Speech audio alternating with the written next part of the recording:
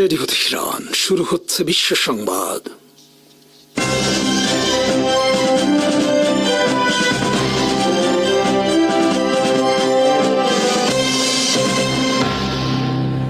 শুরুতেই সংবাদ শিরোনাম। ভারতে মাওবাদীদের সাথে যুদ্ধে নিহত শীর্ষ মাও নেতা সহ ৩৩ জন। পাকিস্তানের সন্ত্রাসী হামলার জন্য ভারতকে দায়ী পাকিস্তান আর্মির।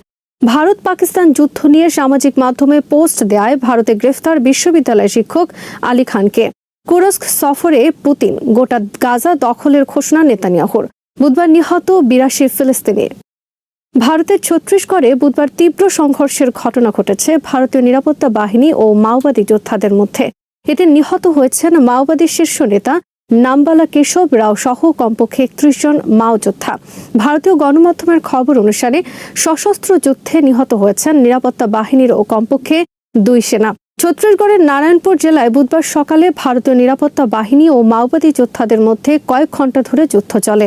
ভারতীয় সরকার দাবি করেছে এই যুদ্ধে নিহত হয়েছেন শীর্ষ মাও নেতা নামবালা কেশব রাও। নিহত কেশব রাও ছিলেন মাওবাদী সশস্ত্র বিদ্রোহী বাহিনী কমিউনিস্ট পার্টি অফ ইন্ডিয়ার সাধারণ সম্পাদক। কেশব রাও নিহতের ঘটনাকে ভারতের বিজেপি সরকারের পক্ষ থেকে গত ৩০ বছরের মধ্যে মাওদের বিরুদ্ধে সবচেয়ে উল্লেখযোগ্য ঘটনা হিসেবে আখ্যায়িত করা হয়েছে। মাও শীর্ষ নেতা নিহতের ঘটনায় উচ্ছ্বাস প্রকাশ করে ভারতের প্রধানমন্ত্রী নরেন্দ্র মোদী ও কেন্দ্রীয় স্বরাষ্ট্রমন্ত্রী অমিত শাহ বিবৃতি প্রদান করেছেন।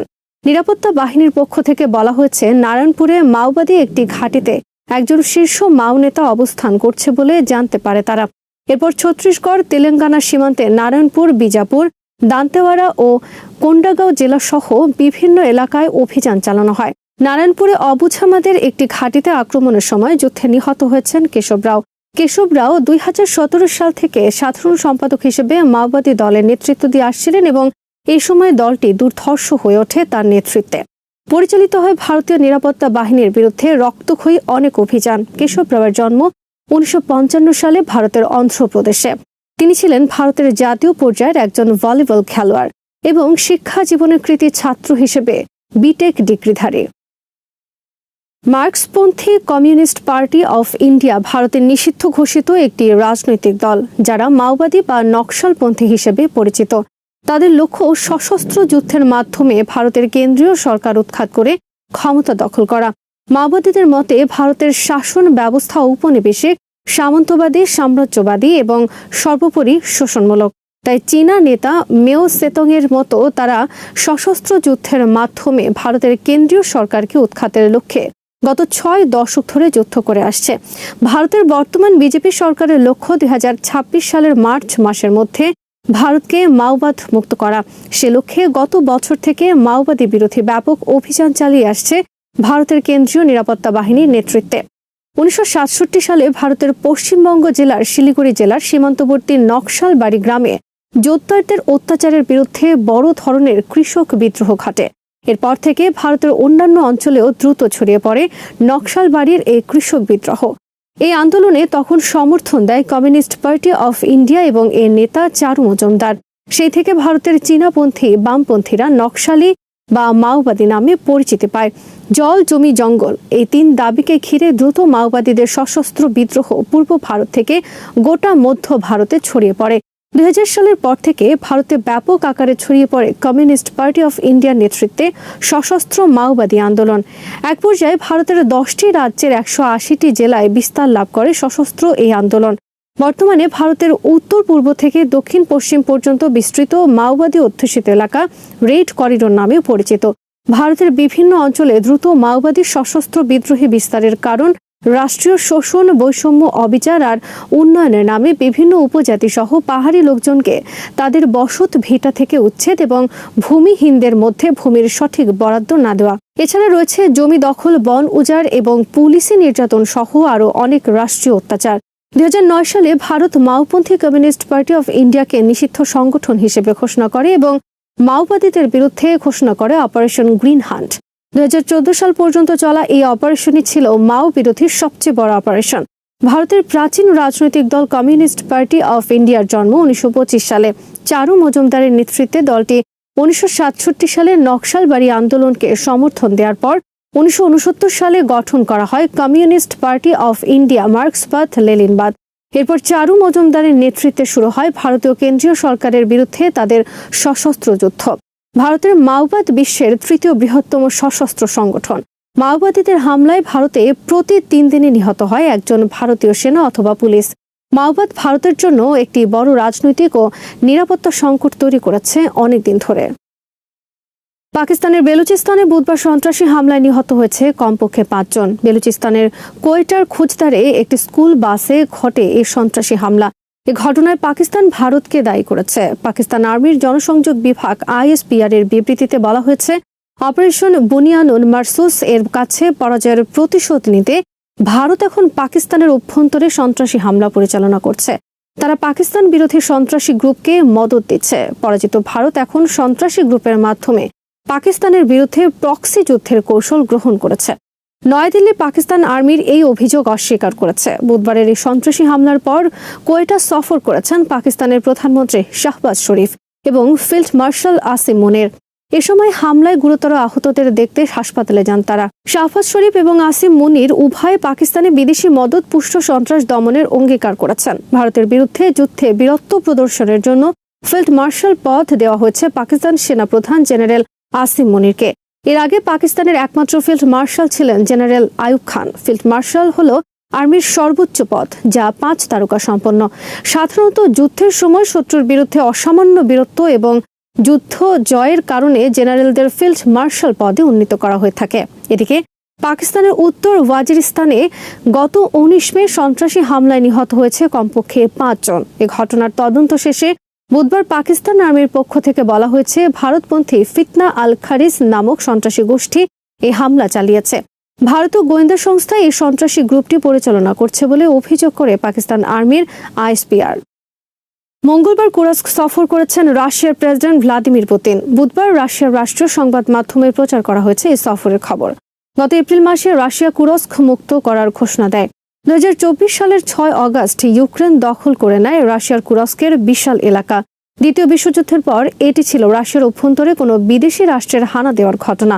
দীর্ঘ রক্তক্ষয়ী যুদ্ধের পর রাশিয়া ইউক্রেনের হাত থেকে উদ্ধার করে কুরস্ক। কুরস্কে রাশিয়ার সেনাদের সাথে যুদ্ধে যোগ দেয় কমপক্ষে 10,000 উত্তর কোরিয়ার সেনা। এপ্রিল মাসে কুরস্ক মুক্ত করার পর রাশিয়া আনুষ্ঠানিকভাবে ধন্যবাদ জানায় উত্তর কোরিয়ার সেনাদের। আর এর মাধ্যমে রাশিয়া স্বীকার করে নেয় ইউক্রেনের বিরুদ্ধে উত্তর কোরিয়ার সেনাদের যোগ দেওয়ার ঘটনা। মঙ্গলবার কুরস্ক সফরের সময় পুতিন পরিদর্শন করেন কুরাচটফে নির্মাণাধীন পারমাণবিক বিদ্যুৎ কেন্দ্র। ভারত পাকিস্তান যুদ্ধ নিয়ে সামাজিক মাধ্যমে মন্তব্য করায় গত রোববার ভারতে গ্রেফতার করা হয় অশোকা বিশ্ববিদ্যালয়ের সহযোগী অধ্যাপক আলী খানকে। বুধবার তাকে জামিন দিয়েছে দেশটির সর্বোচ্চ আদালত বা সুপ্রিম কোর্ট। আদালতের আদেশে আলী খানকে অনলাইনে লেখালেখি থেকে বিরত থাকতে বলা হয়েছে, তার বিরুদ্ধে তদন্ত শেষ না হওয়া পর্যন্ত। ভারত পাকিস্তান যুদ্ধ নিয়ে মন্তব্য করায় শাসক দল বিজেপির একজন সদস্য থানায় অভিযোগ দায়ের করেন আলী খানের বিরুদ্ধে। অভিযোগে বলা হয়েছে, আলী খানের বক্তব্য ভারতের স্বাধীনতা সার্বভৌমত্বের প্রতি হুমকি। এছাড়া আরও একজন আলী খানের বিরুদ্ধে অভিযোগ দায়ের করেন এই ঘটনায়। থানায় বিজেপি সদস্যের দায়ের করা অভিযোগের পর রোববার আলী খানকে তার বাসা থেকে গ্রেফতার করে পুলিশ। বুধবার তিনি জামিন পান। আলী খানকে গ্রেফতারের ঘটনা তীব্র প্রতিক্রিয়া সৃষ্টি করে ভারতের বিশ্ববিদ্যালয় সহ উচ্চশিক্ষা প্রতিষ্ঠানে। এই ঘটনাকে মত প্রকাশের স্বাধীনতার বিরুদ্ধে বড় ধরনের আঘাত এবং মোদী সরকারের পক্ষ থেকে হুমকি হিসেবে আখ্যায়িত করা হয়। আলী খানকে আদালত জামিন দেওয়ায় সন্তোষ প্রকাশ করেছে অশোকা বিশ্ববিদ্যালয়। ভারত পাকিস্তান যুদ্ধ ছড়িয়ে পড়ার পর 42 বছর বয়সী আলী খান তার সামাজিক যোগাযোগ মাধ্যমে লেখেন, অনেক নির্বোধ লোক আছে যারা ক্রমাগত যুদ্ধের জন্য উস্কানি সৃষ্টি করে চলছে, কিন্তু তারা কখনো যুদ্ধ দেখেনি। সংঘাতপূর্ণ এলাকায় বসবাস বা পরিদর্শন তো দূরের কথা। আলী খান তার পোস্টে পাকিস্তানে ভারতের হামলাকে সমর্থন করেছেন এবং একই সাথে যুদ্ধের মধ্যে পরিচালিত বর্বরতা থেকেও সাবধান করেছেন। ভারতের মুসলিম নারী সেনা অফিসার কর্নেল কুরেশিকে সামনে হাজির করা বিষয়ে আলী খান লিখেছেন, আমি খুশি যে অনেক ডানপন্থীরা এটার পক্ষে কথা বলেছেন, কিন্তু যারা গণপিটুনি, বাড়িঘর ধ্বংস এবং বিজেপির ঘৃণার শিকার হয়েছেন নাগরিক হিসেবে তাদের অধিকারের পক্ষেও দাবি তোলা উচিত তাদের। ইসরায়েলের প্রধানমন্ত্রী বেঞ্জামিন নেতানিয়াহু বুধবার বলেছেন, সমগ্র গাজার দখল নেবে ইসরায়েল। বর্তমানে গাজায় যে অভিযান চলছে তার লক্ষ্য অভিযান শেষে সমগ্র গাজার নিয়ন্ত্রণ থাকবে ইসরায়েল আর্মির হাতে। আমরা সেখান থেকে সব জিম্মিকে মুক্ত করব এবং সেখানে আর কোনো হামাস থাকবে না। বুধবারও ইসরায়েলের হামলায় গাজায় নিহত হয়েছে কমপক্ষে 82 ফিলিস্তিনি। ব্রিটেনের লেবার পার্টির সাবেক প্রধান জেরেমি করবিন বলেছেন, গাজায় গণহত্যার অন্যতম সহযোগী ব্রিটেনের বর্তমান লেবার দলের সরকার আগের কনজারভেটিভ সরকারের তুলনায় বেশি সামরিক সহায়তা দিচ্ছে ইসরায়েলকে। ইসরায়েলের গণহত্যার দায় থেকে ব্রিটেনকে দায়মুক্ত হতে হলে অবিলম্বে ইসরায়েলের সব ধরনের সহায়তা বন্ধ করতে হবে। মার্কিন গোয়েন্দা তথ্যে চাঞ্চল্যকর খবর। ইরানের পারমাণবিক স্থাপনায় ইসরায়েলি হামলার প্রস্তুতি, মধ্যপ্রাচ্যে ফের যুদ্ধের দামামা। সিএনএনের এক প্রতিবেদনে উঠে এসেছে এমনই সব বিস্ফোরক তথ্য যা গোটা বিশ্বকে ফেলেছে নতুন করে চিন্তায়। মার্কিন গোয়েন্দাদের হাতে এসেছে নতুন তথ্য যা ইঙ্গিত দিচ্ছে ইসরায়েল ইরানের পরমাণু কেন্দ্রগুলোতে আঘাত হানার জন্য প্রস্তুত হচ্ছে। এই খবর এমন এক সময় এলো যখন ডোনাল্ড ট্রাম্পের প্রশাসন তেহরানের সঙ্গে একটি কূটনৈতিক চুক্তি করার জন্য মরিয়া চেষ্টা চালাচ্ছে। তাহলে কি নেতানিয়াহু ট্রাম্পকে বুড়ো আঙ্গুল দেখিয়েই হামলা চালাবেন? সিএনএনের প্রতিবেদন অনুযায়ী মার্কিন যুক্তরাষ্ট্র ইসরায়েলের সামরিক গতিবিধি নিবিড়ভাবে পর্যবেক্ষণ করছে। ইন্টারসেপ্টেড ইসরায়েল কমিউনিকেশনস থেকে আসন্ন হামলার ইঙ্গিত পাওয়া গেছে। মার্কিন গোয়েন্দারা ইসরায়েলি সামরিক প্রস্তুতির অংশ হিসেবে বিমানবাহী অস্ত্রের চলাচল এবং আকাশে যুদ্ধ মহড়া পর্যবেক্ষণ করেছে। এই প্রস্তুতিগুলো স্পষ্টত ইঙ্গিত দিচ্ছে ইসরায়েল বড় সড় কিছুর পরিকল্পনা করছে। মার্কিন কর্মকর্তারা সিএনএনকে জানিয়েছেন, এই ধরনের হামলা হবে ডোনাল্ড ট্রাম্পের সঙ্গে একটি নির্লজ্জ বিচ্ছেদ। কারণ ট্রাম্প প্রশাসন বর্তমানে ইরানের পারমাণবিক কর্মসূচি নিয়ে একটি নতুন চুক্তি করার চেষ্টা করছে। গাজা যুদ্ধের পর এমনিতেই মধ্যপ্রাচ্যে উত্তেজনা চরমে। এমন পরিস্থিতিতে ইরানের উপর যে কোনো ইসরায়েলি হামলা এই অঞ্চলে একটি বিস্তৃত আঞ্চলিক সংঘাতের জন্ম দিতে পারে, যা মার্কিন যুক্তরাষ্ট্র এতদিন ধরে এড়াতে চেয়েছিল। সিএনএনের প্রতিবেদন অনুযায়ী ইসরায়েলি নেতারা এই হামলার বিষয়ে চূড়ান্ত সিদ্ধান্ত নিয়েছেন কিনা তা এখনো স্পষ্ট নয়। এমনকি মার্কিন সরকারের মধ্যেও এই বিষয়ে মতবিরোধ রয়েছে। তবে গোয়েন্দা তথ্য সম্পর্কে অবগত এক ব্যক্তি সিএনএনকে বলেছেন, ইরানের পারমাণবিক স্থাপনায় ইসরায়েলি হামলার সম্ভাবনা গত কয়েক মাসে ব্যাপকভাবে বেড়ে গেছে। সূত্র জানিয়েছে, মার্কিন যুক্তরাষ্ট্র যদি ইরানের সঙ্গে এমন কোনো চুক্তিতে পৌঁছায় যাতে তেহরানকে সব ইউরেনিয়াম পরিত্যাগ করতে হবে না, তাহলে ইসরায়েলের হামলার সম্ভাবনা অনেক বেশি থাকবে। ডোনাল্ড ট্রাম্প প্রকাশ্যে ইরানের বিরুদ্ধে সামরিক পদক্ষেপের হুমকি দিয়েছেন যদি তার প্রশাসনের পারমাণবিক চুক্তি নিয়ে আলোচনার প্রচেষ্টা ব্যর্থ হয়।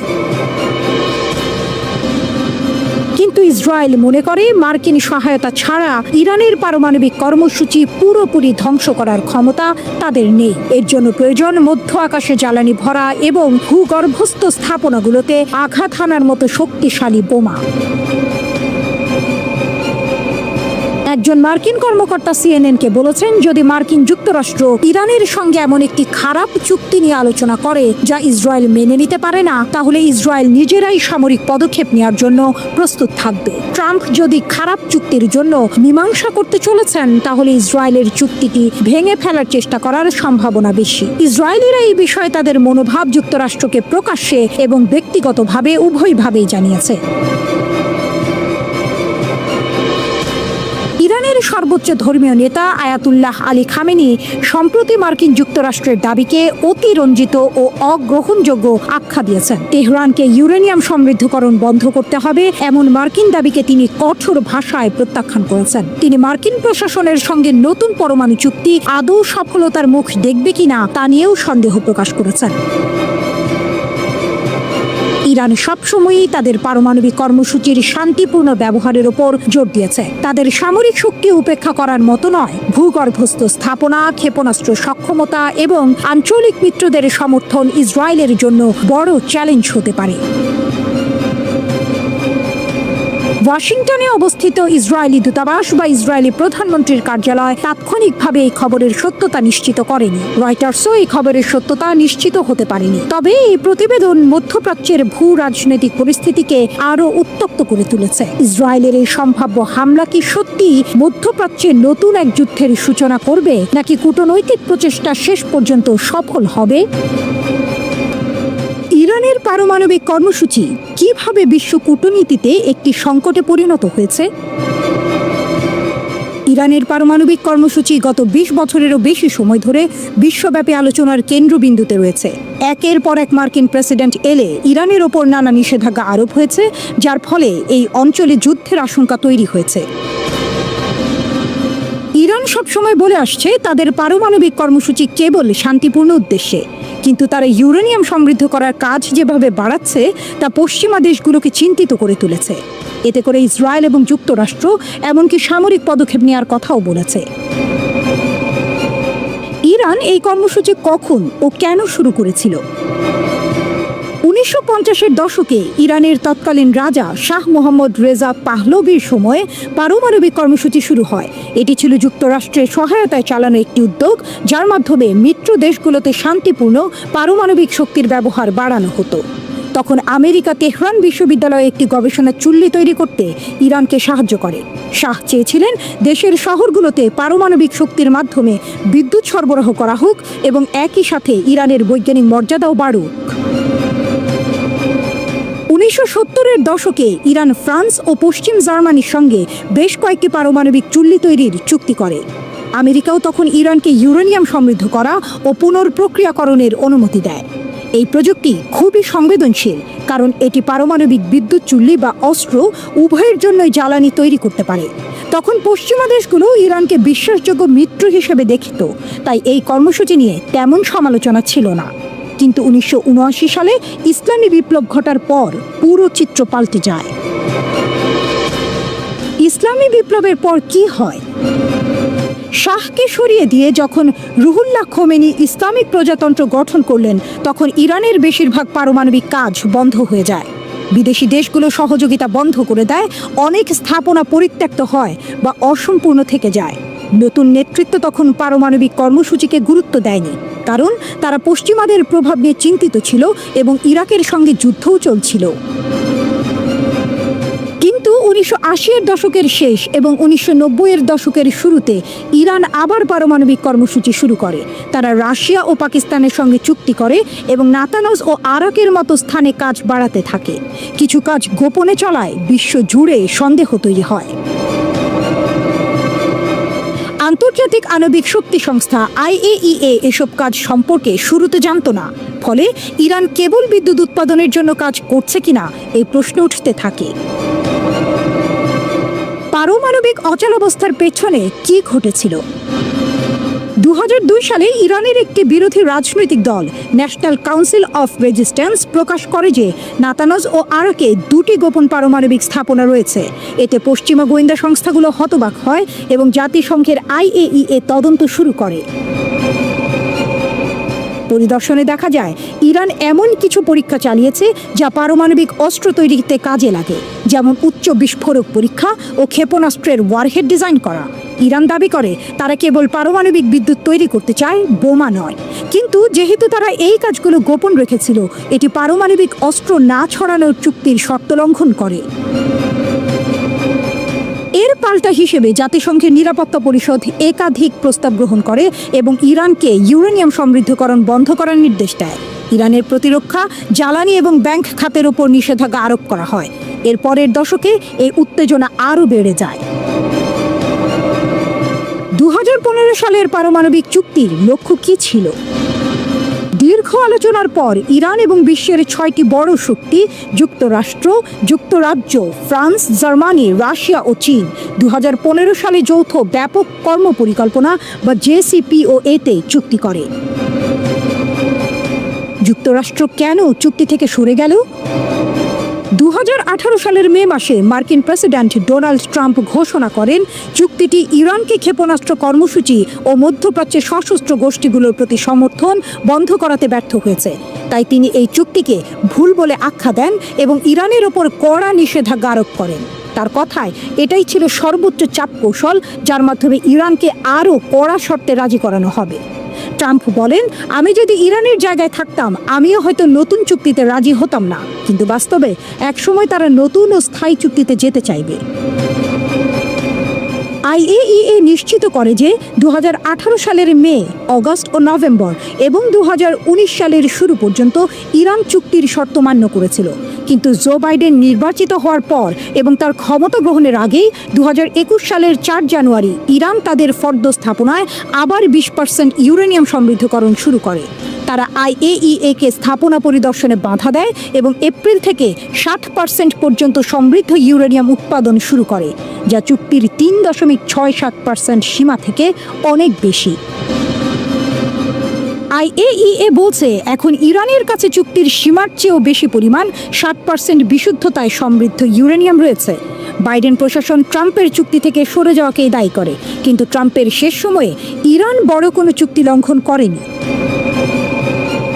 ইরান কি পারমাণবিক অস্ত্র বানানোর কাছাকাছি?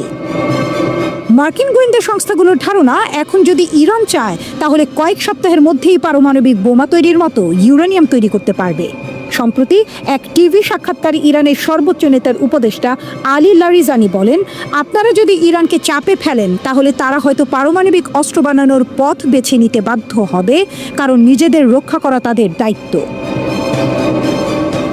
IAEA বলেছে তারা এমন কিছু ইউরেনিয়ামের চিহ্ন পেয়েছে যেগুলো কোথায় রাখা হয়েছে তা জানা নেই। ইরান এখনও সেসব বিষয়ে পরিষ্কার ব্যাখ্যা দেয়নি। ইরানের সরকারি অবস্থান কি? ইরান এখনও বলছে তাদের কর্মসূচি একেবারে শান্তিপূর্ণ। পররাষ্ট্র মন্ত্রণালয়ের মুখপাত্র ইসমাইল বাঘাই বলেন, আমরা গণবিধ্বংসী অস্ত্রের বিরোধী এবং আমাদের পারমাণবিক কর্মসূচি শান্তিপূর্ণ, এটাই আমাদের স্পষ্ট অবস্থান। তবে কর্মকর্তারা প্রায়ই আত্মরক্ষার প্রয়োজনে সতর্কতার কথা বলেন। বাঘাই জানান, সর্বোচ্চ নেতা বলেছেন দেশের প্রতিরক্ষার জন্য যতটা দরকার ততটাই প্রস্তুত থাকবে ইরান। ইরানের নেতারা যুক্তরাষ্ট্র ও ইসরায়েলকে আগ্রাসী হিসেবে তুলে ধরেন। 2025 সালের মার্চে খামেনি বলেন, যুক্তরাষ্ট্র ও ইসরায়েল সবসময় শত্রুতা করে এসেছে, তারা আমাদের আক্রমণের হুমকি দিচ্ছে। আমরা এটা খুব একটা সম্ভাব্য মনে করি না, তবে তারা যদি কিছু মনে করে তাহলে আমরা তীব্র প্রতিশোধ নেব। এখন যুক্তরাষ্ট্র ও ইরান আলোচনা করছে কেন? দুই দেশের কর্মকর্তারা এখন ওমানে আলোচনা করেছেন চুক্তি পুনরুজ্জীবনের আশায়। ইসরায়েলের ভূমিকা কি? ইসরায়েল সবসময় এই চুক্তির বিরোধিতা করেছে এবং পারমাণবিক শক্তিধর ইরানকে নিজেদের অস্তিত্বের হুমকি বলে মনে করে। অনেক পশ্চিমা সংবাদ মাধ্যম বলেছে ইসরায়েল গোপনে ইরানের বিজ্ঞানীদের হত্যা এবং পারমাণবিক স্থাপনার বিরুদ্ধে হামলার পরিকল্পনা করেছে। যদিও ইসরায়েল সরাসরি এসব দায় স্বীকার করেনি, তারা বলেছে কূটনীতি ব্যর্থ হলে তারা নিজেরা ব্যবস্থা নেবে। ইরান বলছে ইসরায়েলের অঘোষিত পারমাণবিক অস্ত্র এবং অতীতের হামলাগুলো তাদের এই কর্মসূচিকে যৌক্তিক করে তোলে। এখন কি ঘটছে? ইরান ইউরেনিয়াম সমৃদ্ধ করার নতুন রেকর্ড করেছে। এর মধ্যে যুক্তরাষ্ট্র মধ্যপ্রাচ্যে B-2 বোমারু বিমান মোতায়েন করেছে। তেহরান হুমকি দিয়েছে তারা ভূগর্ভস্থ ক্ষেপণাস্ত্র শহরগুলো ব্যবহার করতে পারে। এই পরিস্থিতি আরও উত্তপ্ত করে তুলছে ট্রাম্পের আক্রমণাত্মক মন্তব্য। উভয় পক্ষই বলছে তারা আলোচনার পক্ষে, কিন্তু দুপক্ষের মধ্যে গভীর অবিশ্বাস রয়েছে। যুক্তরাষ্ট্র চায় কঠিন শর্তে চুক্তি হোক, আর ইরান চায় নিষেধাজ্ঞা উঠে যাক এবং নতুন করে আবার চুক্তি যেন ভেঙে না যায় সেই নিশ্চয়তা। এই আলোচনার সাফল্য শুধু ইরানের পারমাণবিক ভবিষ্যৎ নয়, বরং পুরো মধ্যপ্রাচ্যের নিরাপত্তা কাঠামো নির্ধারণ করতে পারে আগামী কয়েক দশকের জন্য। আলোচনার টেবিল যেন এক দাবার বোর্ড, এক পৃষ্ঠায় তেহরান, অন্য পৃষ্ঠায় ওয়াশিংটন, ছায়ায় দাঁড়িয়ে তেল আবিব, আর মাঝে বিশ্ব দম আটকে বসে আছে চূড়ান্ত খেলাটি দেখবে বলে।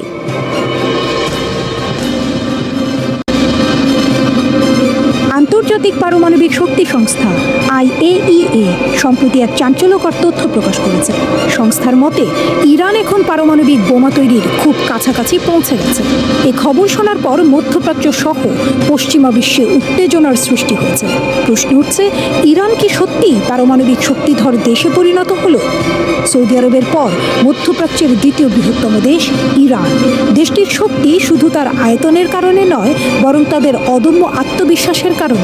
পারস্য উপসাগরীয় এই দেশের দৃঢ় মনোবল এবং অগ্রযাত্রার কারণে বিশ্ব রাজনীতির কেন্দ্রবিন্দুতে প্রায়ই তেহরানের নাম উঠে আসে। ইরানের সামরিক সাফল্য দেখে মনে হয় তাদের সামনে কোনো বাধা নেই, তারা যেন নিরবিচ্ছিন্ন গতিতে এগিয়ে চলেছে। তবে বাস্তবতা কিছুটা ভিন্ন, কারণ ইরানের অন্যতম প্রধান প্রতিদ্বন্দ্বী হল যুক্তরাষ্ট্র, বিশ্ব রাজনীতির অন্যতম শক্তিধর দেশ। কিন্তু কেন ইরানের বিরুদ্ধে এত নিষেধাজ্ঞা আর কঠোরতা? এর মূল কারণ হলো ইরানের পারমাণবিক শক্তি অর্জনের আকাঙ্ক্ষা। বিশেষজ্ঞদের মতে ইরান পারমাণবিক শক্তিধর রাষ্ট্র হওয়ার একেবারে দ্বারপ্রান্তে। বহুদিন ধরে বিভিন্ন সূত্রে শোনা যাচ্ছিল ইরান খুব দ্রুত পারমাণবিক বোমা তৈরির ক্ষমতা অর্জন করতে পারে। এবার IAEA জানিয়েছে ইরান 6টি পারমাণবিক বোমা তৈরির সক্ষমতা অর্জন করেছে। IAEA এর মতে ইরানের কাছে পারমাণবিক বোমা তৈরির জন্য প্রয়োজনীয় সব উপাদান মজুদ রয়েছে। তবে ইরানের এই অর্জন যুক্তরাষ্ট্রের জন্য বড় চ্যালেঞ্জ হয়ে দাঁড়িয়েছে, কারণ ইরান যদি পারমাণবিক শক্তিধর রাষ্ট্রে পরিণত হয় তাহলে মধ্যপ্রাচ্যে আমেরিকার প্রভাব কমে যেতে পারে। তাই যুক্তরাষ্ট্র ও পশ্চিমা বিশ্ব ইরানকে থামানোর জন্য নানা কৌশল অবলম্বন করছে। ইরানকে প্রতিহত করতে যুক্তরাষ্ট্র একের পর এক পদক্ষেপ নিচ্ছে। অর্থনৈতিক নিষেধাজ্ঞা, পারমাণবিক স্থাপনায় হামলার হুমকি, এমনকি ইরানের পারমাণবিক কার্যক্রম সীমিত করার জন্য চুক্তির চাপ, এসব কৌশল নিয়েই এগোচ্ছে পশ্চিমারা। তবে ইরানি নেতারা এসব হুমকিতে বিচলিত নন। তাদের বক্তব্য স্পষ্ট, ইরানকে দমানো এত সহজ নয়। যুক্তরাষ্ট্র এখন ইরানের ওপর চরম চাপ প্রয়োগ করছে, তখন ইরানও দিয়েছে শক্ত প্রতিরোধের ঘোষণা। দেশটির প্রেসিডেন্ট সরাসরি চ্যালেঞ্জ ছুড়ে দিয়ে বলেছেন, এসো আমাদের গুরুত্বপূর্ণ স্থাপনাগুলো ধ্বংস করো। যদি 100টি পারমাণবিক স্থাপনা ধ্বংস করো তাহলে আমরা 1000টি নতুন স্থাপনা তৈরি করব। তেহরান আরও স্পষ্ট করে দিয়েছে, যদি শত্রুরা একটুও ভুল করে তাহলে তার ভয়াবহ পরিণতি হবে। ইরানের হাত যে কোনো মুহূর্তে ট্রিগারে চলে যাবে। সামান্য উস্কানি পেলেই তারা পাল্টা জবাব দিতে পিছপা হবে না। এখন আর কোনো কিছুই ইরানকে থামাতে পারবে না। দেশটি এগিয়ে চলেছে দুর্বার গতিতে, পশ্চিমাদের কোনো শাসন নিষেধের তোয়াক্কা না করে। এরই মধ্যে ইরানের পারমাণবিক শক্তি অর্জনের এই সাফল্য বিশ্বকে অবাক করে দিয়েছে। ইরানের এমন আত্মবিশ্বাস যেন যুক্তরাষ্ট্রের গলায় কাঁটার মতো বিঁধছে। আর তাই ট্রাম্প প্রেসিডেন্ট থাকাকালীন সময় থেকে ইরানের ওপর একের পর এক নিষেধাজ্ঞা আরোপ করেছে। দ্বিতীয় মেয়াদে ফেরার পরও তার একই নীতি অব্যাহত ছিল। তবে বাস্তবতা হলো ট্রাম্পের এসব নিষেধাজ্ঞা কোনো কাজে আসেনি। এত বাধার পরও ইরান তার কূটনৈতিক দক্ষতা আর অদম্য ইচ্ছাশক্তির মাধ্যমে পারমাণবিক শক্তির পথে এগিয়ে গেছে, যা আজ বিশ্ববাসীর কাছে এক বিস্ময়। 2019 সাল থেকেই ইরান পারমাণবিক অস্ত্র তৈরির মূল উপাদান ইউরেনিয়াম সংগ্রহের দিকে মনোযোগ দেয়। যুক্তরাষ্ট্র ও ইসরায়েলের মতো শক্তিধর দেশগুলোর বিরুদ্ধে প্রতিরক্ষা শক্তি বাড়ানোর জন্যই তারা এই উদ্যোগ নেয়। আন্তর্জাতিক পরমাণু শক্তি সংস্থা এর মতে সাধারণত 90% বিশুদ্ধ ইউরেনিয়াম দিয়ে পারমাণবিক অস্ত্র তৈরি করা হয়, আর ইরানের কাছে বর্তমানে 60% বিশুদ্ধ ইউরেনিয়াম মজুদ আছে। এই বিষয়ে IAEA প্রধান রাফায়েল গ্রসি জানিয়েছেন, ইরানের কাছে বর্তমানে 250 কেজি ইউরেনিয়াম রয়েছে, যার বিশুদ্ধতার মাত্রা 60% ছাড়িয়ে গেছে। যদি দেশটি আরও ইউরেনিয়াম বিশুদ্ধ করতে পারে তাহলে তারা 6টি পারমাণবিক বোমা তৈরি করতে পারবে। এ কারণেই এখন ইরানের সঙ্গে আলোচনা করা জরুরি বলে মনে করছে বার্তা সংস্থা রয়টার্স। তবে ইরান এই বিষয়ে কড়া বার্তা দিয়েছে। তারা আন্তর্জাতিক পরমাণু শক্তি সংস্থাকে সতর্ক করে বলেছে যেন তারা কোনো পক্ষপাতমূলক সিদ্ধান্ত না নেয় এবং ইরানের বিরুদ্ধে পশ্চিমাদের হাতিয়ার হিসেবে ব্যবহৃত না হয়। ইরানের পরমাণু শক্তি সংস্থার প্রধান মোহাম্মদ ইসলামী স্পষ্টভাবে বলেছেন, IAEA এর উচিত রাজনীতি থেকে দূরে থেকে শুধু পেশাদারভাবে কাজ করা। তিনি আরও জানান, ইরান সবসময়ই জাতিসংঘের পরমাণু সংস্থার সঙ্গে যোগাযোগ রাখছে, কিন্তু কিছু ইউরোপীয় দেশ ইরানের বিরুদ্ধে IAEA এর মাধ্যমে একটি নেতিবাচক প্রতিবেদন তৈরি করানোর চেষ্টা করছে, যা ইরান কোনোভাবেই মেনে নেবে না। তিনি সংস্থাটিকে আহ্বান জানিয়েছেন যেন তারা নিরপেক্ষ থেকে আইন মেনে চলে এবং কোনো রাজনৈতিক পক্ষপাতিত্ব না করে। তেহরানের কড়া সতর্কবার্তার পরও পারমাণবিক ইস্যুতে একের পর এক মন্তব্য করে যাচ্ছেন আন্তর্জাতিক পরমাণু শক্তি সংস্থার প্রধান রাফায়েল গ্রসি। তিনি বলেছেন, ইরান ও যুক্তরাষ্ট্রের মধ্যে সরাসরি যোগাযোগ না থাকা বেশ উদ্বেগজনক। পারমাণবিক আলোচনা শুরু না হওয়ায় সমস্যাটা আরও জটিল হচ্ছে। এ সময় তিনি যুক্তরাষ্ট্রের বাধা এবং ইরানের ওপর দেশটির একতরফা নিষেধাজ্ঞা উপেক্ষা করে দুই দেশের মধ্যে ইতিবাচক সম্পর্ক গড়ে তোলার আহ্বান জানান। কিন্তু তার এই অবস্থান নিয়ে বিশ্ব রাজনীতিতে প্রশ্ন উঠছে, IAEA কি সত্যিই নিরপেক্ষ নাকি পশ্চিমাদের পক্ষেই কথা বলছে? আগে থেকেই যুক্তরাষ্ট্রপন্থী মনোভাবের জন্য ইরান সংস্থাটিকে সতর্ক করেছিল রাজনীতি থেকে দূরে থাকার ব্যাপারে। তবে এবার আর মৃদু সতর্কতা নয়, সর্বোচ্চ কঠোরভাবে IAEA কে সতর্ক করল তেহরান। দীর্ঘদিন ধরে ইরান সংস্থাটিকে নিরপেক্ষ থাকতে বলেছে, কিন্তু তাতে কোনো ফল হয়নি। বরং দিন দিন IAEA যেন যুক্তরাষ্ট্র ও পশ্চিমা বিশ্বের মুখপাত্র হয়ে উঠেছে। এখন প্রশ্ন হলো, ইরান কি করবে? তারা কি যুক্তরাষ্ট্র ও ইসরায়েলের সব ষড়যন্ত্রের বিরুদ্ধে শক্ত প্রতিরোধ গড়ে তুলবে? যুদ্ধের গুঞ্জন, ইরানের পাল্টা আঘাত। ইরান যখন নিশ্চিতভাবে পারমাণবিক শক্তির শীর্ষ পর্যায়ে পৌঁছে গেছে, তখন যুক্তরাষ্ট্র ও ইসরায়েল তাদের শেষ চেষ্টার পরিকল্পনা করছে। শোনা যাচ্ছে, যুক্তরাষ্ট্র ও তার ঘনিষ্ঠ মিত্র ইসরায়েল যৌথভাবে ইরানের ওপর হামলার ছক কষছে। যখন যুদ্ধের গুঞ্জন বাতাসে ভাসছে, তখন ইরান জানিয়ে দিল, আর অপেক্ষা নয়, শত্রুদের জন্য আসছে তাদের বহুল প্রতীক্ষিত অপারেশন ট্রু প্রমিস 3। ইরানের শক্তিশালী সামরিক অভিযানের ঘোষণা। ইসলামী বিপ্লবী গার্ড কর্পস IRGC এর এক শীর্ষ কমান্ডার সম্প্রতি ঘোষণা দিয়েছেন, অপারেশন ট্রু প্রমিস 3 খুব শিগগিরই বাস্তবায়ন করা হবে। IRGC ডেপুটি কোঅর্ডিনেটর আলী ফজলি জানিয়েছেন, এর আগে ট্রু প্রমিস 1 ও ট্রু প্রমিস 2 সফলভাবে বাস্তবায়ন করা হয়েছে। এবার তৃতীয় ধাপ শুরু হবে পরিকল্পনা অনুযায়ী। এর আগে IRGC প্রধান মেজর জেনারেল হোসেন সালামি বলেছিলেন, ইসরায়েলের বিরুদ্ধে পরিচালিত ট্রু প্রমিস 1 ও ট্রু প্রমিস 2 ছিল শুধুই সতর্কবার্তা, মূল প্রতিশোধ এখনও নেওয়া হয়নি। এবারে ট্রু প্রমিস 3 সম্পর্কে ইঙ্গিত দিয়ে জেনারেল সালামি স্পষ্ট করে বলেছেন, যদি শত্রুরা তাদের ষড়যন্ত্র চালিয়ে যায়, তাহলে এবার ইরান এমন আঘাত করবে যা আগে কখনো কেউ দেখেনি। তিনি আরও বলেন, আজকের ইরান আগের চেয়ে অনেক শক্তিশালী। আমরা এতটাই ক্ষমতাধর যে পুরো বিশ্ব কাঁপিয়ে দিতে পারি। আমাদের শক্তি শত্রুদের কল্পনার বাইরে। ইতোমধ্যেই ইরান তার শক্তিশালী অস্ত্রভাণ্ডার গড়ে তুলেছে, যা শত্রুদের জন্য আতঙ্কের কারণ হয়ে উঠেছে। নর্থ কোরিয়ার নকশার উপর ভিত্তি করে ইরান গোপনে পারমাণবিক ক্ষেপণাস্ত্র তৈরি করেছে বলে দাবি করেছে national council of resistance of Iran. এসব ক্ষেপণাস্ত্র ইরান থেকে ইউরোপে উড়ে গিয়ে ভয়াবহ ধ্বংসযজ্ঞ চালাতে সক্ষম। গোপন পারমাণবিক কর্মসূচি। NCRI এর প্রতিবেদনে বলা হয়েছে, তেহরান 2টি গোপন স্থাপনায় এসব অস্ত্র তৈরি করছে, যেখানে আসলে স্যাটেলাইট উৎক্ষেপণ কেন্দ্র হিসেবে ছদ্মবেশে পরিচালিত হচ্ছে। এসব কেন্দ্রে পারমাণবিক কর্মসূচি আরও দ্রুত গতিতে এগিয়ে নেওয়া হচ্ছে। তেহরানের তৈরি ক্ষেপণাস্ত্রগুলো 3000 কিলোমিটারের বেশি দূরত্ব অতিক্রম করতে পারে, যা ইউরোপের বিভিন্ন স্থানে হামলা চালানোর জন্য যথেষ্ট। এই মিসাইল তৈরির কার্যক্রম ভূগর্ভস্থ সাইটে পরিচালিত হচ্ছে, যাতে গোয়েন্দা নজরদারি থেকে বাঁচা যায়। স্যাটেলাইট চিত্রে দেখা গেছে, এই স্যাটেলাইটগুলোর গোপনীয়তা নিশ্চিত করতে কনক্রিট প্ল্যাটফর্ম ব্যবহার করা হয়েছে। তবে ইরানের দাবি, এটি স্যাটেলাইট উৎক্ষেপণের জন্য একটি প্রদর্শনী মাত্র। ইরানের নতুন ব্যালিস্টিক মিসাইল।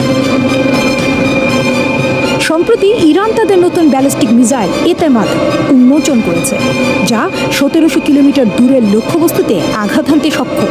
এছাড়া ইসলামী বিপ্লবী গার্ড কর্পস IRGC ও প্রতিরক্ষা গবেষণা সংস্থা শাহরুদ মিসাইল কেন্দ্র পরিচালনা করছে, যেখানে পারমাণবিক ওয়ারহেড তৈরি করা হচ্ছে।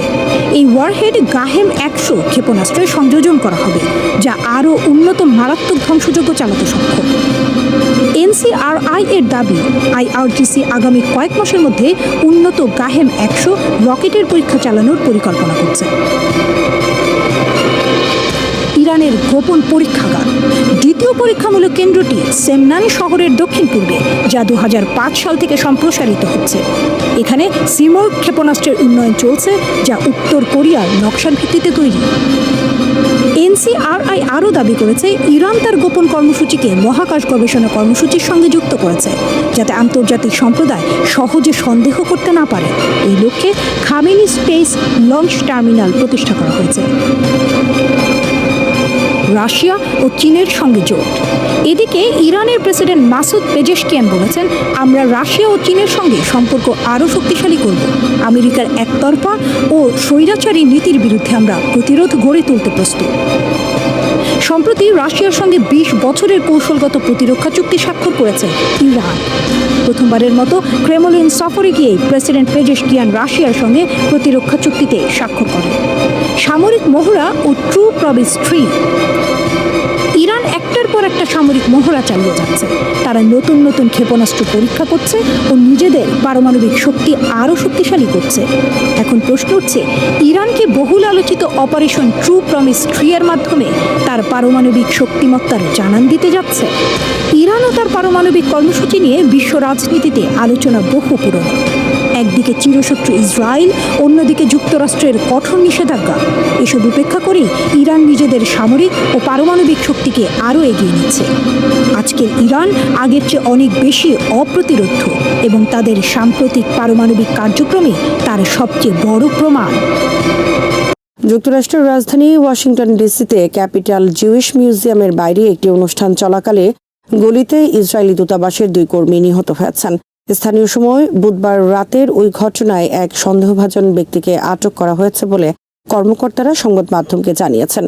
ওয়াশিংটন ডিসির 3য় ও F স্ট্রিট এলাকায় একজন পুরুষ ও একজন নারী গুলিবিদ্ধ হন। ঘটনাস্থল জাদুঘরের কাছেই অবস্থিত। এই এলাকায় FBI ও মার্কিন অ্যাটর্নির অফিসও রয়েছে। ওয়াশিংটন পুলিশের প্রধান পামেলা স্মিথ বলেন, অনুষ্ঠান শুরুর আগে জাদুঘরের বাইরে এক ব্যক্তি হাঁটাহাঁটি করছিলেন। সন্দেহভাজন হিসেবে ওই ব্যক্তিকে পরে আটক করা হয়েছে। তাকে আটক করার পর তিনি ফ্রি প্যালেস্টাইন বলে স্লোগান দেন। ওয়াশিংটনে ইসরায়েলি দূতাবাসের মুখপাত্র তাল নাইম কোহেন বলেন, নিহত 2 কর্মীকে খুব কাছ থেকে গুলি করা হয়েছে। তারা দুজনই একটি ইহুদি অনুষ্ঠানে অংশ নিচ্ছিলেন। ইসরায়েলি দূতাবাসের পক্ষ থেকে হামলাকারী, ভুক্তভোগী কিংবা হামলার উদ্দেশ্য সম্পর্কে তাৎক্ষণিকভাবে কোনো মন্তব্য করা হয়নি। মার্কিন হোমল্যান্ড সিকিউরিটি মন্ত্রী ক্রিস্টি নোয়েম নিশ্চিত করেছেন, গুলিতে নিহত ব্যক্তিরা ইসরায়েলি দূতাবাসের কর্মী। তিনি এক্সে এক পোস্টে লিখেছেন, আমরা সক্রিয়ভাবে ঘটনার তদন্ত করছি এবং শিগগিরই আরও তথ্য জানাবো। আমরা হামলাকারীকে অবশ্যই বিচারের আওতায় আনব। FBI পরিচালক ক্যাশ প্যাটেল বলেন, তিনি ও তার দলকে ঘটনা সম্পর্কে জানানো হয়েছে। তার দল তদন্তে সহায়তা করছে। ক্যাশ প্যাটেল আরও বলেন, আমরা ঘটনা সম্পর্কে জানতে ও ব্যবস্থা নিতে মেট্রোপলিটন পুলিশ বিভাগের সঙ্গে কাজ করছি। সবাইকে অনুরোধ করছি, দয়া করে ভুক্তভোগী ও তাদের পরিবারের জন্য প্রার্থনা করুন। ওয়াশিংটনের মেট্রোপলিটন পুলিশ বিভাগ এই বিষয়ে তাৎক্ষণিক মন্তব্য করতে রাজি হয়নি। তবে বিভাগের পক্ষ থেকে জানানো হয়েছে, এ ঘটনা সম্পর্কে জানাতে শিগগিরই সংবাদ সম্মেলনের আয়োজন করা হবে।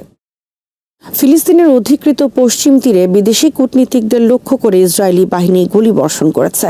ইউরোপীয় ইউনিয়ন, আরব ও এশীয় দেশগুলোর ওই কূটনীতিকরা পশ্চিম তীরের জেনিন শরণার্থী শিবিরে মানবিক পরিস্থিতি পর্যালোচনায় গিয়ে ইসরায়েলি সেনাদের গুলির মুখে পড়েন। আল জাজিরা জানিয়েছে, ঘটনায় কেউ আহত না হলেও আন্তর্জাতিক অঙ্গনে সৃষ্টি হয়েছে ব্যাপক প্রতিক্রিয়া। ফিলিস্তিনি কর্তৃপক্ষ ও একাধিক দেশ নিশ্চিত করেছে, এই ঘটনা বুধবার ঘটেছে যখন কূটনীতিকদের একটি দল জেনিনে ইসরায়েলি বাহিনীর টানা 4 মাসের সামরিক অভিযানে ক্ষতিগ্রস্ত এলাকা ঘুরে দেখছিলেন। অভিযানে বহু মানুষ নিহত ও বাস্তুচ্যুত বাস্তুচ্যুত হয়েছেন। ইসরায়েলি সেনাবাহিনী দাবি করেছে কূটনীতিকরা পূর্ব নির্ধারিত রুট থেকে সরে গিয়ে একটি নিষিদ্ধ এলাকায় প্রবেশ করেছিলেন, যার জেরেই তাদের সতর্ক করতে গুলি চালানো হয়। তবে তাদের ভাষ্য অনুযায়ী এটি সতর্কতামূলক গুলি ছিল এবং কেউ আহত হয়নি। পশ্চিম তীরের জন্য নিযুক্ত ইসরায়েলি সামরিক প্রশাসনের প্রধান জানিয়েছেন তারা ঘটনাটি নিয়ে সংশ্লিষ্ট দেশগুলোর প্রতিনিধিদের সঙ্গে কথা বলবেন এবং ঘটনার প্রাথমিক তদন্ত সম্পর্কে কূটনীতিকদের অবহিত করবেন। আল জাজিরার সাংবাদিক হামদাহ সালহুদ বলেন, এই ঘটনা দেখিয়ে দিল যে পশ্চিম তীরে বাস্তব অবস্থা কতটা ভয়াবহ। সেখানে কেউই নিরাপদ নয়, এমনকি কূটনীতিকরাও নয়। তিনি আরও বলেন, উত্তর পশ্চিম তীরের জেনিন, তুলকারেম সহ আশপাশের এলাকাগুলো সম্পূর্ণ ঘেরাও করে সামরিক অভিযান চালানো হচ্ছে, যাতে 10,000-এর বেশি ফিলিস্তিনি বাস্তুচ্যুত হয়েছেন। সামাজিক মাধ্যমে ছড়িয়ে পড়া ভিডিওতে দেখা যায় কূটনীতিকরা যখন সাংবাদিকদের সঙ্গে কথা বলছিলেন তখনই আকস্মিকভাবে গুলির শব্দ শোনা যায় এবং সবাই আতঙ্কে আশ্রয় নিতে ছুটে যান। প্রায় 20 জন কূটনীতিক তখন জেনিনের পরিস্থিতি নিয়ে ব্রিফিং করছিলেন বলে এপিকে জানান নাম প্রকাশে অনিচ্ছুক এক ত্রাণকর্মী। ফিলিস্তিনি পররাষ্ট্র মন্ত্রণালয় এই ঘটনাকে ভয়াবহ অপরাধ বলে অভিহিত করেছেন। আবারও ইসরায়েল লক্ষ্য করে ব্যালিস্টিক মিসাইল হামলা করেছে ইয়েমেনের হুথি আনসারুল্লাহ বিদ্রোহীরা। বৃহস্পতিবার ভোরে এই হামলা করা হয়। ইসরায়েল মিসাইলটি ভূপাতিত করার দাবি করেছে। বৃহস্পতিবার ভোরের ওই হামলার পর ইসরায়েলের মধ্যাঞ্চলে একযোগে সতর্কতামূলক সাইরেন বাজানো হয়। এতে প্রধান শহর তেল আবিব সহ আশপাশের বিস্তীর্ণ অঞ্চলে আতঙ্ক ছড়িয়ে পড়ে এবং কয়েক লাখ মানুষ আশ্রয়কেন্দ্রে ছুটে যান। কেউ বাড়িতে তৈরি করা ভূগর্ভস্থ বাংকারে আশ্রয় নেন। রাস্তাঘাটে যান চলাচল থেমে যায়। পালাতে গিয়ে কয়েকজন আহত হওয়ার খবরও পাওয়া গেছে। জেরুজালেম পোস্টের খবরে বলা হয়েছে, মিসাইল হামলার সাথে সাথে কয়েকটি শহর ও গ্রামের নাগরিকদের মোবাইল ফোন অ্যাপে সতর্ক সংকেত পাঠানো হয়। হামলার কারণে তেল আবিবের বেন গুরিয়ন বিমানবন্দরের কার্যক্রম বন্ধ করে দেওয়া হয়। ইসরায়েলি প্রতিরক্ষা বাহিনী IDF এর এক বিবৃতিতে বলা হয়েছে, ক্ষেপণাস্ত্রটি নির্ধারিত পথে শনাক্ত করা হলে তাৎক্ষণিকভাবে আকাশ প্রতিরক্ষা ব্যবস্থা সক্রিয় করে সেটিকে সফলভাবে ধ্বংস করা হয়। ঘটনার পর ইসরায়েলি সামরিক বাহিনী একটি পূর্ণাঙ্গ তদন্ত শুরু করেছে। ইয়েমেনের হুথিরা গত কিছুদিন ধরে বেশ কিছু হামলা চালিয়েছে ইসরায়েলের ওপর। তবে এই রিপোর্ট লেখা পর্যন্ত হুথিরা বৃহস্পতিবারের হামলার বিষয়ে কোনো বিবৃতি দেয়নি। ইসরায়েলি সামরিক বাহিনী বলেছে, মিসাইল হামলাটি ইয়েমেন থেকে হয়েছে। ইসরায়েলি প্রধানমন্ত্রী বেনিয়ামিন নেতানিয়াহু ও প্রতিরক্ষা মন্ত্রী ইয়োভ গালান্ত পরিস্থিতি নিবিড়ভাবে পর্যবেক্ষণ করছেন এবং আকাশ প্রতিরক্ষা জোরদারের নির্দেশ দিয়েছেন। সামরিক সূত্রগুলো বলছে যে দেশের নিরাপত্তা নিশ্চিত করতে সব ধরনের প্রস্তুতি নেওয়া হয়েছে। এছাড়া বুধবার রাতে গাজা উপত্যকা থেকে ইসরায়েলের কয়েকটি শহর লক্ষ্য করে মিসাইল হামলা চালিয়েছে প্রতিরোধ যোদ্ধারা। হামলার ফলে গাজার সীমান্তবর্তী ইসরায়েলি এলাকাগুলোতে সাইরেন বেজে ওঠে। গাজা সীমান্তের কাছে ইসরায়েলি সামরিক বাহিনীর একটি ট্যাঙ্ক সমাবেশ লক্ষ্য করে এই হামলা হয়েছে বলে কিছু গণমাধ্যম জানিয়েছে। প্রতিরোধ সংগঠন ইসলামিক জিহাদের সামরিক শাখা আল কুদস ব্রিগেডস হামলার দায় স্বীকার করে জানিয়েছে, আশদোদ ও আশকেলন শহর লক্ষ্য করে রকেট হামলা চালানো হয়েছে। ইরানের পারমাণবিক স্থাপনাগুলোতে হামলার প্রস্তুতি নিচ্ছে ইসরায়েল। যুক্তরাষ্ট্রের গোয়েন্দা সংস্থাগুলোর নতুন তথ্যে বিষয়টি সামনে এসেছে। নাম প্রকাশে অনিচ্ছুক একাধিক মার্কিন কর্মকর্তার বরাত দিয়ে মার্কিন সংবাদ মাধ্যম CNN এই খবর জানিয়েছে। তবে এই প্রতিবেদনের বিষয়ে কোনো মন্তব্য করেনি ইসরায়েল। অবশ্য ইরানের পারমাণবিক স্থাপনায় হামলার এই সিদ্ধান্ত ইসরায়েল চূড়ান্ত করেছে কিনা তা এখনো স্পষ্ট নয়। মার্কিন প্রশাসনের ভেতরেও বিষয়টি নিয়ে ভিন্ন মত রয়েছে যে শেষ পর্যন্ত ইসরায়েল হামলা চালাবে কিনা তা নিয়ে মতবিরোধ রয়েছে বলেও জানায় CNN। রয়টার্স বলছে, CNN এর এই প্রতিবেদন সম্পর্কে তারা এখনো নিশ্চিত হতে পারেনি। মার্কিন জাতীয় নিরাপত্তা পরিষদ তাৎক্ষণিকভাবে কোনো মন্তব্য করেনি। এছাড়া ইসরায়েলি দূতাবাস এবং প্রধানমন্ত্রীর দপ্তর থেকেও কোনো প্রতিক্রিয়া মেলেনি। CNN এর প্রতিবেদনে এক গোয়েন্দা সূত্র বলেছে, সাম্প্রতিক কয়েক মাসে ইরানের পারমাণবিক স্থাপনায় ইসরায়েলি হামলার সম্ভাবনা উল্লেখযোগ্যভাবে বেড়েছে। সূত্রটি আরও জানায়, যদি যুক্তরাষ্ট্র ও ইরানের মধ্যে এমন কোনো চুক্তি হয় যেখানে ইরান তার ইউরেনিয়াম মজুদ পুরোপুরি সরিয়ে না নেয়, তাহলে ইসরায়েলের হামলার সম্ভাবনা আরও বেড়ে যাবে।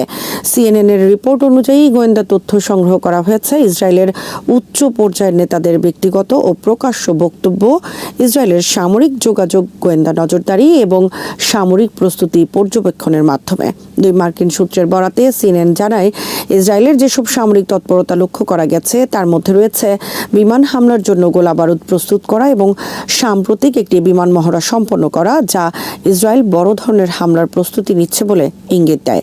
এমন এক সময় এই রিপোর্টটি সামনে এলো যখন যুক্তরাষ্ট্রের সাথে ইরানের পারমাণবিক ইস্যুতে সংলাপ চলছে। দুই পক্ষ চুক্তিতে পৌঁছানোর চেষ্টা করছে, তবে শেষ পর্যন্ত কতটা সমঝোতা হবে তা নিয়ে সংশয় রয়েছে। মঙ্গলবার ইরানের সর্বোচ্চ নেতা আয়াতুল্লাহ আলী খামেনি বলেছেন, আমেরিকার দাবি ইরান যেন ইউরেনিয়াম সমৃদ্ধকরণ বন্ধ করে। এই দাবি অতিরিক্ত ও অযৌক্তিক। তিনি নতুন পারমাণবিক চুক্তি নিয়ে আলোচনার সফলতা নিয়েও সন্দেহ প্রকাশ করেন বলে জানায় ইরানের রাষ্ট্রীয় সংবাদ মাধ্যম। আন্তর্জাতিক পরিমণ্ডলে নিজ নিজ অবস্থান তুলে ধরতে বিভিন্ন দেশে প্রতিনিধি দল পাঠাচ্ছে ভারত ও পাকিস্তান। উভয় দেশই ইতোমধ্যে এজন্য লোক বাছাই ও টিম গঠন করেছে। দুই দেশের প্রতিনিধি দলেই রয়েছেন প্রভাবশালী রাজনীতিক ও দক্ষ কূটনীতিকরা।